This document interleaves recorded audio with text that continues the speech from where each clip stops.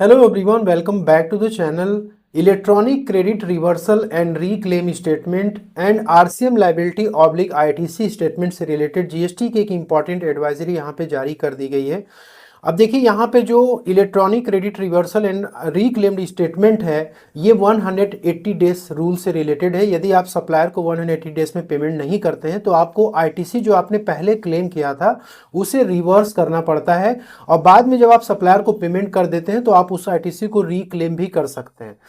Same rule RCM liability और ITC statement से related है कि कुछ गुड्स और सर्विसेज नोटिफाइड है जिसमें कि जो पेमेंट होता है वो आरसीएम में एक बायर को ही करना होता है, और जब आरसीएम में पेमेंट कर लेते हो आप तो आप उसकी आईटीसी भी क्लेम कर पाते हो। तो पहले क्या होता था कि जीएसटीआर 3B फाइल करते समय जो आपने आईटीसी रिवर्स की हुई है, लेकिन जब आप रीक्लेम करने जाते थे तो बहुत सारे लोग एक्सेस रीक्लेम कर लेते थे आईटीसी को। उसी तरीके से आरसीएम में जो उन्होंने पेमेंट कर रखा था लेकिन आईटीसी एक्सेस क्लेम करते थे। अब जीएसटीआर 3B में रेड मार्क शो कर देता था, लेकिन फिर भी जीएसटीआर 3B आपको फाइल करने को मिलता था। लेकिन अब ये जो एडवाइजरी आई है इसके अकॉर्डिंग जीएसटीआर 3B ब्लॉक होने वाला है। तो इस कंप्लीट एडवाइजरी को बहुत ही सिंप्लीफाइड मैनर में हम समझने वाले हैं। तो सबसे पहले ITC reversal and reclaim statement को समझेंगे, उसके बाद RCM liability oblique ITC statement को समझेंगे।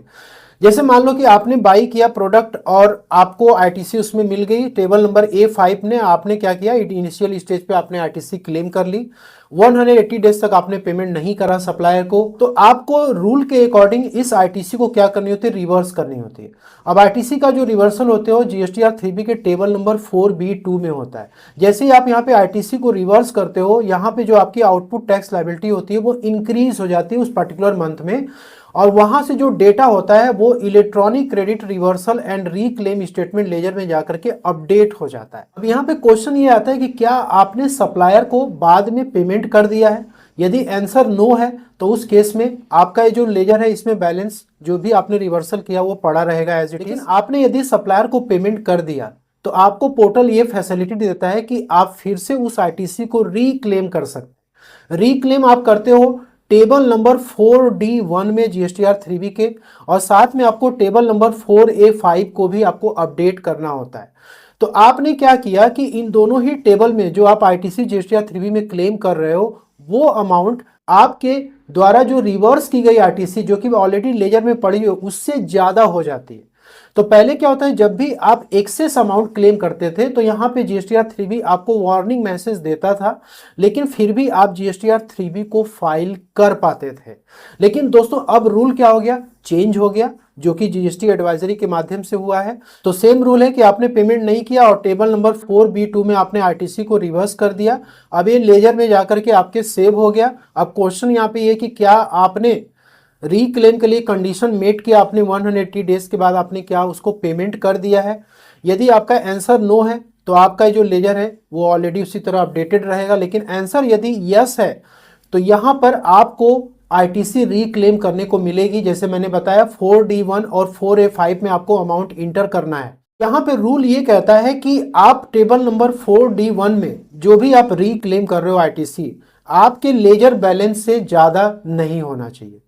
ठीक है, तो आपने 4D1 में डाल दिया, उसके बाद टेबल नंबर 4A5 को भी आपने अपडेट कर दिया। अब वो इस पर्टिकुलर लेजर के इक्वल में यदि आ रहा है या उसके कम आ रहा है तो उस केस में आपको आईटीसी जो है रीक्लेम करने को मिल जाएगी।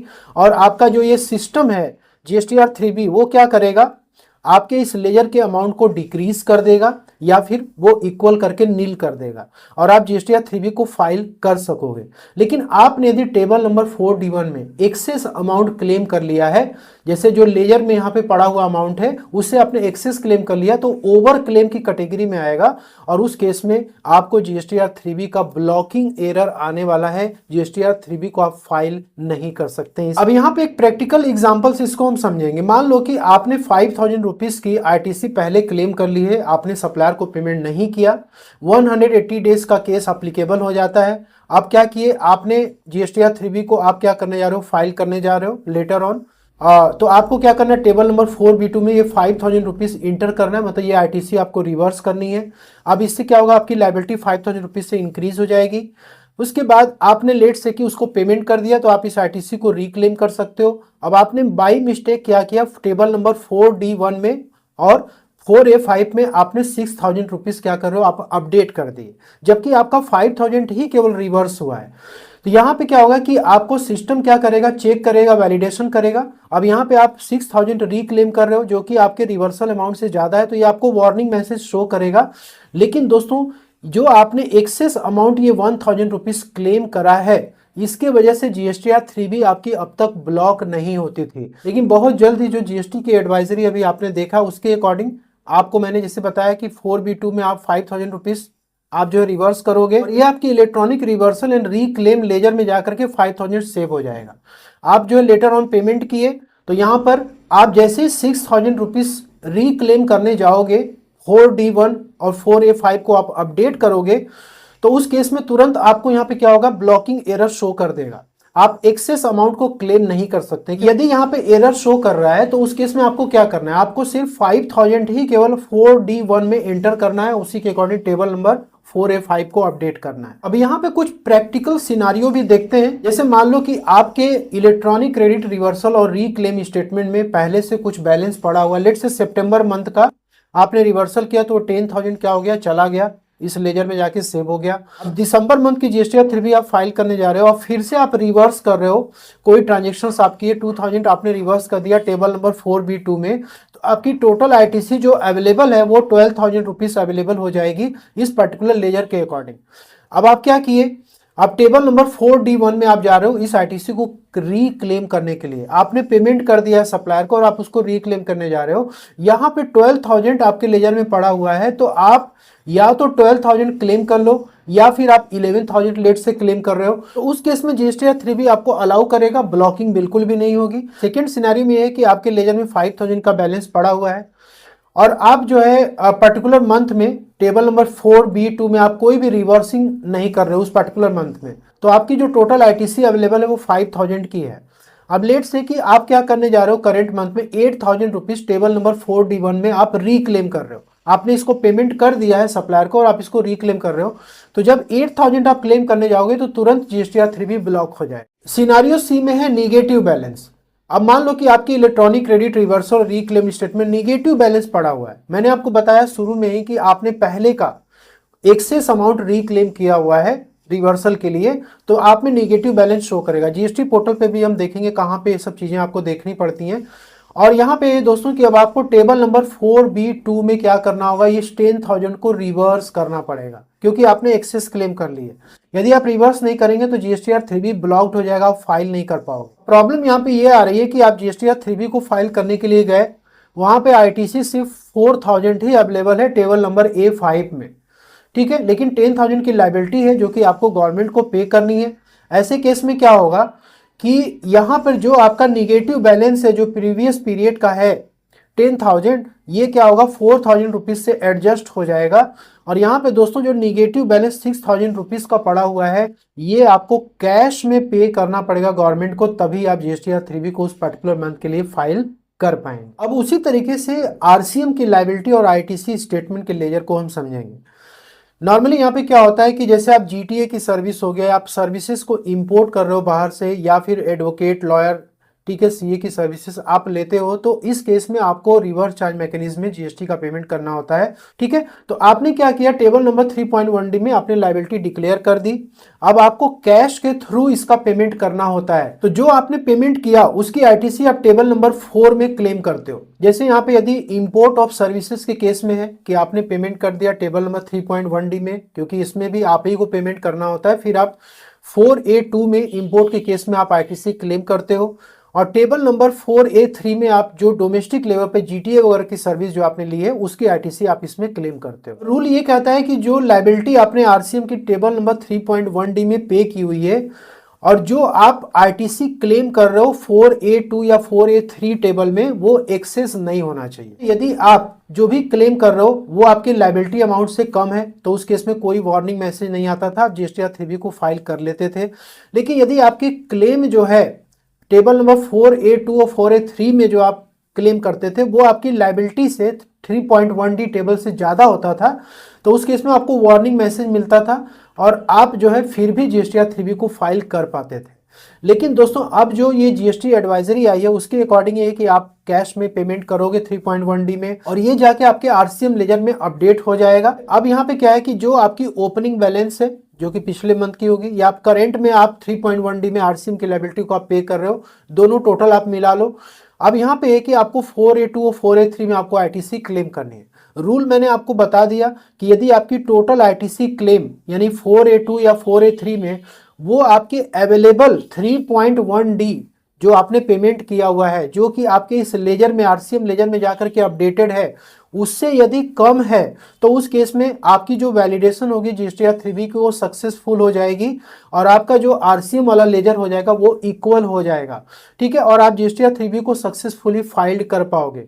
लेकिन यदि ये टोटल आईटीसी जो आप क्लेम कर रहे हो ये आपके इस लेजर से ज्यादा हो जाता है तो उस केस में तुरंत आपका जीएसटीआर 3B ब्लॉक हो जाएगा। इसको भी एक प्रैक्टिकल एग्जांपल से समझते हैं कि मान लो कि आपके आरसीएम लेजर में 2000 रुपीज का ओपनिंग बैलेंस पड़ा हुआ है और आप करेंट में जो है आरसीएम की लायबिलिटी आपकी 5000 रुपीज की आ रही है। आपने क्या किया, उसको रिपोर्ट कर दिया और आपने 5000 रुपीज टेबल नंबर 3.1D में आपने पेमेंट कर दिया कैश बेसिस पर। तो आपकी टोटल आरसीएम लेजर कितने की होगी, 7000 रुपीज की होगी। अब क्या किए आप, जीएसटीआर 3B फाइल करते समय आप टेबल नंबर 4A में उसकी आईटीसी आप क्लेम करते हो।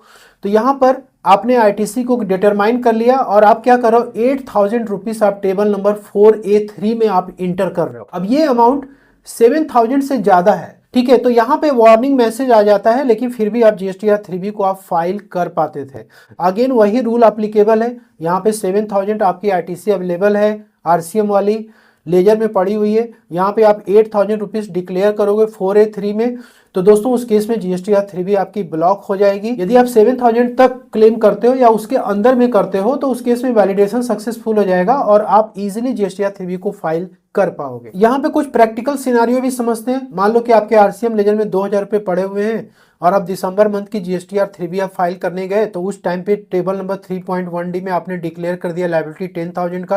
अब टोटल 12000 रुपीज आपके आरसीएम के लेजर में जाकर के अपडेट हो जाएगा। यहाँ पे 12000 की बैलेंस पड़ी, आप यदि 11000 तक क्लेम करते हो तो ये आईटीसी अलाउड हो जाएगी, लेकिन जैसे 13000 क्लेम करोगे ये 4A में क्या हो जाएगा, ब्लॉक्ड हो जाएगा, आपको आईटीसी क्लेम करने को नहीं मिलेगा।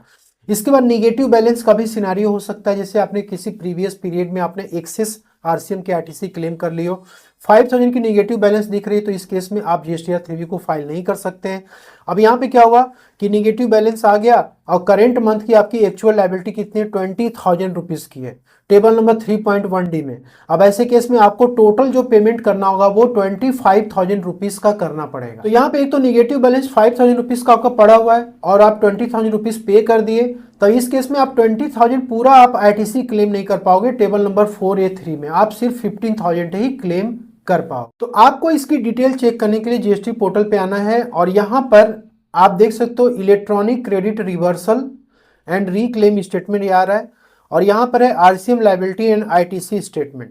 ठीक है, आपको इस पे क्लिक करना है। यहाँ पे हमने पीरियड सेलेक्ट कर लिया, इसके बाद ओके पे आपको क्लिक करना है। ठीक है, तो यहाँ पे जो भी आईटीसी दिखती है ये टेबल नंबर A5 की दिखती है, जो कि एक जनरल आईटीसी आप क्लेम करते हो। इसके बाद जैसे आप यहाँ पे बढ़ोगे ये आपकी होती है टेबल नंबर 4B2 की। यदि आपने जीएसटीआर 3B में कोई भी आईटीसी रिवर्सल किया हुआ है, इसमें दोस्तों आपकी आईटीसी आकर के क्या हो जाती है, क्रेडिट हो जाती है या सेव रहता है। और जैसे आप पेमेंट कंप्लीट कर देते हो तो आप जीएसटीआर 3B में टेबल नंबर 4D1 में आप आईटीसी को रिक्लेम करते हो।